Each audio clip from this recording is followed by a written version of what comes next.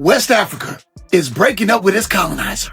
Senegal just moved to ditch France's currency, the franc, a currency that helped France control African countries long after independence. What happens when a nation decides, almost overnight, to cut the very strings that have guided its economy and guarded its borders for decades?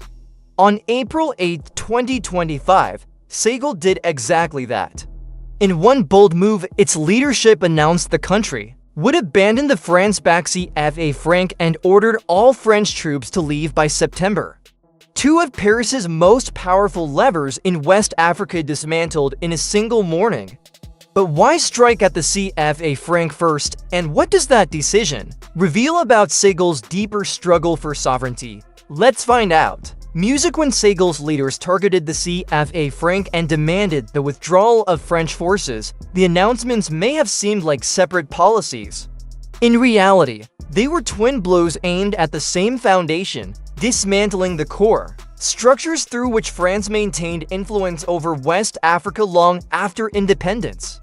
The CFA franc has existed for nearly 80 years, first introduced in 1945 when France sought to tie its African colonies into a single monetary system. Over time, it split into two regional currencies, one for West Africa, another for Central Africa, but its framework hardly changed.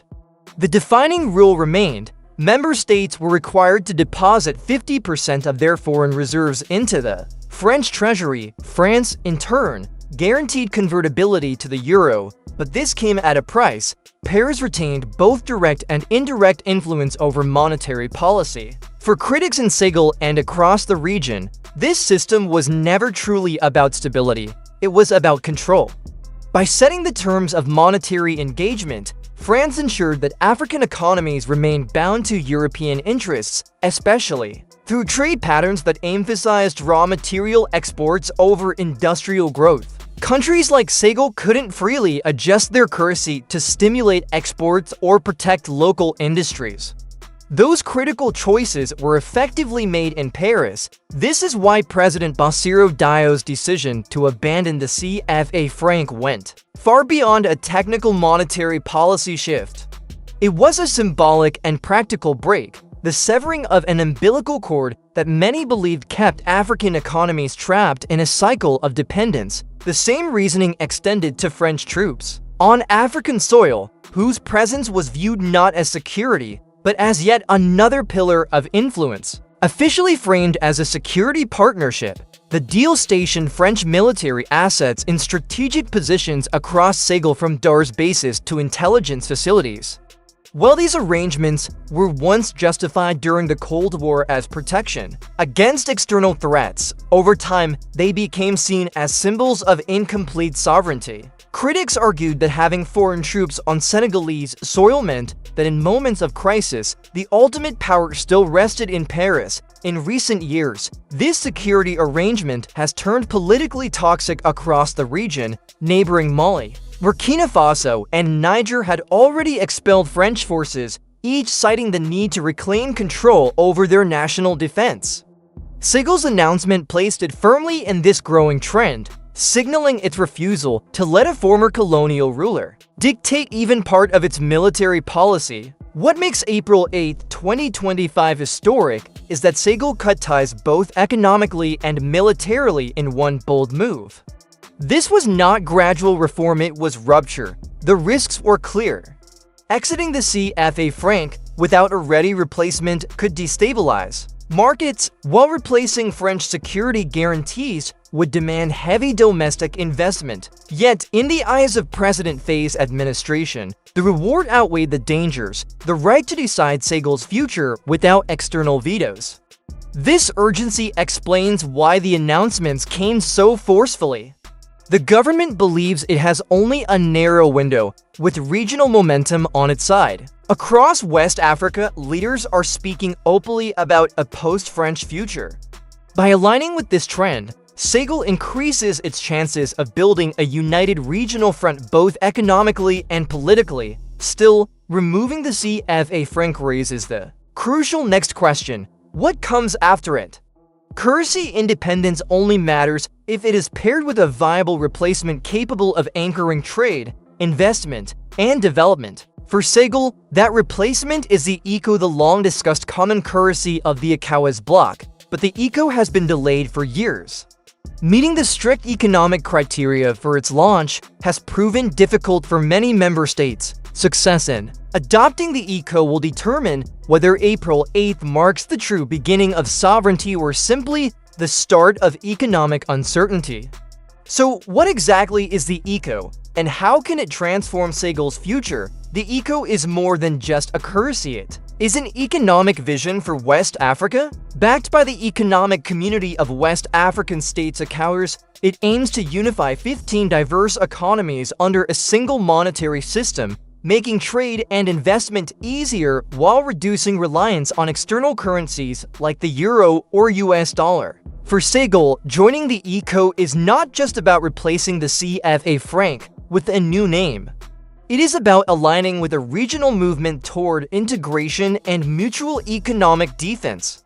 In theory, a shared currency could unlock major advantages: lower transaction costs for cross-border trade, unified pricing across member states, and stronger bargaining power on the global stage. Yet, the road to the ECO is full of obstacles. The West African Monetary Institute has set strict criteria before adoption. Inflation must stay below single digits, budget deficits under 3% of GDP, stable foreign exchange reserves, and harmonized monetary policy across countries with vastly different economies. Many nations have struggled to meet these goals due to political instability, volatile commodity prices, or heavy debt. For Senegal, the challenge is not just economic, it's also political. The ECO will only succeed if it avoids becoming another system of dependency, this time controlled from within Africa. President Bassirou Diomaye Faye has pushed for safeguards to ensure no single state can dominate monetary decisions, reflecting his broader sovereignty agenda. The potential rewards, however, remain immense. By facilitating regional trade, the ECO has the potential to push West African economies beyond their dependence on exporting raw commodities to Europe. Instead, it could help nurture value-added industries such as manufacturing and services, circulating wealth within the region itself. For Senegal in particular, agriculture, fisheries, and light manufacturing are poised to benefit from easier access to nearby markets without the delays and costs of constant currency conversions. Yet the ECO's success ultimately rests on trust that member states will handle fiscal policy responsibly, trust in the central banking structure being created, and trust from ordinary citizens who must feel confident enough to use the new currency in their daily lives. To build that trust, Senegal's government has already launched a domestic campaign explaining the benefits and addressing concerns, recognizing that a currency's value depends as much on public confidence as it does on economic fundamentals. Importantly, Senegal is not sitting idle while waiting for the ECO's rollout. The government is using this transitional period to tighten fiscal discipline, diversify exports, and renegotiate foreign contracts, laying a stronger economic foundation before the shift. Major investments are underway to better connect Senegal to its eco-neighbors. Upgraded highways, modern ports, and digital trade platforms designed to streamline regional commerce. Still, monetary independence alone does not guarantee true sovereignty. Security remains the unresolved question. If Senegal hopes to stand on its own economically, it must also develop defense capabilities strong enough to protect that autonomy. Without a credible security strategy, economic sovereignty could quickly be undermined by instability or external pressure. Which brings us to the next pressing issue. Once the safety net of French military presence is gone, how will Senegal safeguard its independence? Before diving deeper, let's pause to thank the Black Culture Diary community, a platform dedicated to preserving and amplifying Black voices, stories, and legacies. By becoming a member, you are not just supporting this channel, you are joining a powerful cultural movement. Now, let's continue. The decision to withdraw French troops from Senegal is far more than symbolic. It is a major security gamble. For decades, French forces provided rapid response units, intelligence sharing, and logistical infrastructure that Senegal's military has never had to fully replicate. But with their departure scheduled for September 2025, the country must now face the urgent challenge of filling that void. Senegal's armed forces are respected across the region for their professionalism and discipline, yet they have long operated under the protective umbrella of French support. That meant access to advanced surveillance systems, heavy airlift capabilities, and specialized training programs resources that will be difficult and costly to replace on their own. Without French support, Senegal's military now faces the challenge of building a self-reliant defense model, one grounded in domestic strength and carefully chosen alliances.